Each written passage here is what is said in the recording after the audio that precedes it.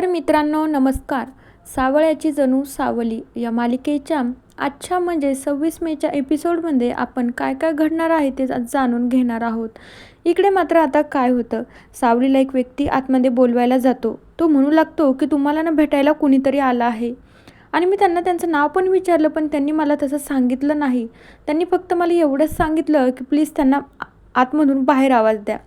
त्यानंतर सावली मात्र मुलांना शिकवत असते गाणं कसं गायचं, कसे सूर बोलायचं, कसं काय. आणि मग सावली जेव्हा बाहेर येते ना, तेव्हा मुलांना सांगून येते की मुलांना तुम्ही रियाज करा, मी आत्ता येते.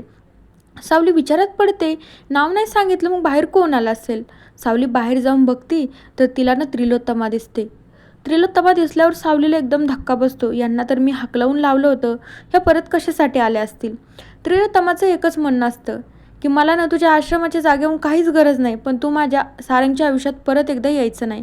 त्रिलोत्तमा तिचा हाच हेतू घेऊन परत एकदा सावलीकडे आलेली असते. आता त्यानंतर मात्र सावली म्हणू लागते, तुम्ही इथे कशासाठी आला आहात, आणि मी तुम्हाला त्या दिवशीच हकलावून लावलं आहे. सांगितलं आहे की मी माझ्या गुरुकुलची जागा मी कुणालाच देणार नाही, तुम्हाला आणि तुमच्या त्या बिझनेससाठीच, तर मी अजिबातच देणार नाही. आता त्यावेळी मग सावली म्हणू लागते, तुम्ही कशासाठी आला आहेत ना ते स्पष्टपणे मला सांगून टाका, मला तुमच्या अशा घुमून फिरून गोष्टीवरून काही कळत नाही. त्रिलोत्तमा म्हणू लागते, हो का, मी तुला गोष्ट सांगते, तू लक्षात ठेव. आता मला ना तुझ्या गुरुकुलच्या जागेवरून, तुझ्या गोष्टीवरून, तुझ्या गाण्यावरून मला काहीही करायचं नाही. फक्त माझी एक गोष्ट आहे की तू ती मान्य करावी. आता सावली म्हणू लागते की तुमची अशी कोणती गोष्ट आहे की ती मी मान्य करावी, पण मला जर तुमची गोष्ट पटली ना तरच मी मान्य करेल. आता त्यावेळी त्रिलोत्तमा सांगू लागते, तू जर माझी अट मान्य केली ना तर परत तुझ्या आश्रमाकडे मी डोकूनसुद्धा पाहणार नाही, कधी पाऊल पण ठेवणार नाही, आणि मला गरजही नाही तुझ्या आश्रमाची. मी माझ्या कंपनीसाठी ना दुसरीकडे छान अशी जागा बघेल. सावली म्हणू लागते, सांगा तरी तुमची अट कोणती आहे.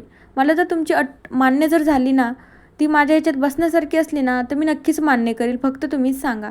त्रिलोत्तमा सांगू लागते, परत माझ्या सारंगच्यानं आयुष्यामध्ये एंट्री करायची नाही. माझ्या सारंगच्या आयुष्यात येण्याचा प्रयत्न देखील तू करायचा नाही. आणि त्यानंतर झालं तर माझ्या सारंगला बोलायचं नाही, त्याच्यासोबत भेटायचं नाही, आणि त्याच्यासोबत परत एकदा नातं जोडायचा प्रयत्न करायचा नाही. जितकं होईल ना तितकं माझ्या सारंगपासून तू लांबच राहा. सांगितलं ना, हीच माझी अट आहे. तू जर माझी अट मान्य केली ना, तुझ्या आश्रमच्या बाहेर काय, तुझ्या आश्रमकडे जाताना पण मी बघणार नाही.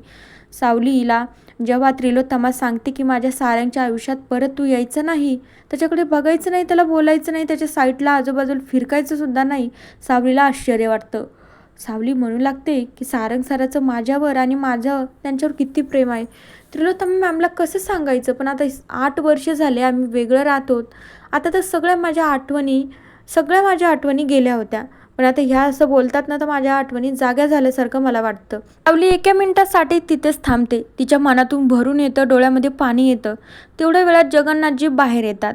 जगन्नाथजी म्हणू लागतात, त्रिलोत्तमा तू जे काही बोलते ना ते तिथंच राहू दे. सावली आणि सारंगचं नातं कसं असायला हवं त्यांचं त्यांना कळतंय, त्यांचा तो वैयक्तिक प्रश्न आहे. तू त्यांच्यामध्ये नाही जर बोलली ना तर चांगलं होईल. तिलोत्तमा फक्त रागाने जगन्नाथकडे बघू लागते. तिलोत्तमा म्हणू लागते, मला वाटलंच रे जगन्नाथ, हिला जो काही पाठिंबा मिळतो, ही काही एवढं माझ्यासमोर येऊन धाडसाने बोलते ना, नक्कीच तुझाच हात असेल. पण मला सांग जगन्नाथ, तुला हे सगळं करून काय मिळालं बरं. जगन्नाथ फक्त तिलोत्तमाकडे बघतच राहतो. तिलोत्तमा म्हणू लागते, काय मिळालं सांग ना, मी तरी आता लोक विचार करत होते. आमच्या दोघीचं बोलणं चालू असताना जगन्नाथ अजून बोलला कसा नाही. आणि सांग ना, माझ्या कुटुंबाची, माझ्या सगळ्या खानदानाची राखरांगोळी केली, काय मिळालं तुला सांग. त्यावेळी जगन्नाथ काहीच बोलत नाही. सावली फक्त यांच्याकडे बघत राहते. त्यानंतर तिलोत्तमा म्हणू लागते, आता तुम्ही दोघं जणी ना लक्ष देऊन ऐका, मी आता काय सांगते. तर तिलोत्तमा त्यांना असं म्हणू लागते की तुमची ही जागाच काय, मी तुमच्या दोघांनाही एका क्षणात उद्ध्वस्त करू शकते. तिलोत्तमाचं हे बोलणं ऐकून सावली हिमतीने म्हणू लागते, हो, तुम्ही याच्या अगोदर पण उद्ध्वस्त करायचा प्रयत्न तर केलाच होता ना. तिलोत्तमा सावलीकडे बघत राहते. या मुलीमध्ये इतकी हिंमत आली कुठून, तिलोत्तमा विचारात पडते. सावली म्हणू लागते, हो, केला होता ना तुम्ही प्रयत्न, मला उद्ध्वस्त करायचं, मला त्या घरातून काढून द्यायचं, पण बघा आता सध्याही मी तुमच्या समोर खंबीरपणे उभी आहे आणि ताठ मानेने तुमच्याशी बोलते. आणि राहिला प्रश्न तुमच्या अटीचा, तर तुमची अट मला मान्य आहे. तिलोत्तमा वळूनच सावलीकडे बघू लागते. जगन्नाथला वाटत असतं की सावली हे रिकाम्या कुटाण्यामध्ये कशाला पडते काय माहिती. सावली म्हणू लागते की बाबा तुम्ही थांबा, आता मला बोलू द्या बरं का. जगन्नाथ परत शांत बसतो. तर आता सावली म्हणू लागते की तिलोत्तमा मॅम, तुम्हाला वाटत असेल की मी तुमच्या धमक्यांना घाबरून ही अट मान्य करते, पण हा तुमचा गैरसमज असेल. मी तशामुळं करतच नाही, कारण की माझ्या मनाला वाटते ना, म्हणून मी तुमची अट मान्य करते. तुम्ही ही लक्षात ठेवा. तिलोत्तमाला हसायला येतं. आणि मग सावली म्हणू लागते, मला तुमचा मुलगा, तुमच्या कुटुंबावरून काही गरज उरलेली नाही आहे, कारण की मी माझं आयुष्य ना खूप चांगल्या पद्धतीने जगत आहे.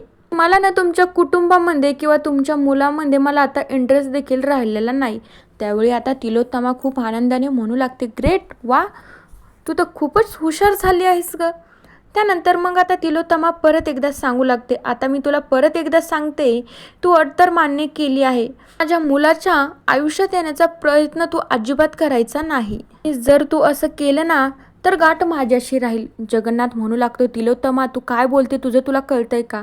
सावली म्हणू लागते, बाबा तुम्ही शांत बसा, आम्हाला बोलू द्या. त्यानंतर सावली म्हणू लागते, बरं आता तुमचं झालंय ना, पण माझी पण एक गोष्ट तुम्ही लक्षात ठेवा. आणि मग तिलोत्तमा म्हणू लागते, हो हो सांग ना, तुझी गोष्ट लक्षात ठेवावंच लागेल मला. सावली म्हणू लागते, माझे हे माणसं, माझे हे गुरुकुल, याच्या आसपास पण तुमची माणसं मला फिरता कामा नाही. त्यानंतर तिलोत्तमा हसू लागते. सावली म्हणू लागते, तुम्ही तुमचा शब्द पण व्यवस्थितपणे पाळा. मी तर माझा पाळेलच. जगन्नाथला हे अजिबात आवडत नसतं, तरी जगन्नाथ बघत असतो. त्यानंतर सावली तिलोत्तमाला हात जोडते आणि म्हणू लागते, धन्यवाद. आणि मग सावली तिथून गुरुकुलमध्ये आतमध्ये निघून जाते. तर दुसरीकडे अबीरला कोणीतरी शोधत असतं आणि अबीर सारंगसोबत मज्जा मस्ती करत असतो. त्यानंतर आता एका व्यक्तीने मात्र अबीरला पाहिल्याच्या नंतर तो मोबाईलमधल्या फोटोत बघतो, अबीरकडे बघतो आणि त्या व्यक्तीला फोन करतो. मी तर म्हणतो की तुम्ही जो फोटो पाठवलाय आणि मी ज्या मुलाला समोरासमोर बघतोय ना, तो मुलगा तोच आहे. आणि तो व्यक्ती म्हणू लागतो, मी आत्ताच आता तिकडे येतो. मग त्यानंतर तो म्हणू लागतो की काय आता तुम्ही पुण्याला येणार आहात का. तर मित्रांनो, बघूया उद्याच्या भागात काय होतं. तोपर्यंत या मालिकेच्या पुढील भागांच्या अपडेट्ससाठी आपल्या चॅनलला नक्की सबस्क्राईब करा. So bye.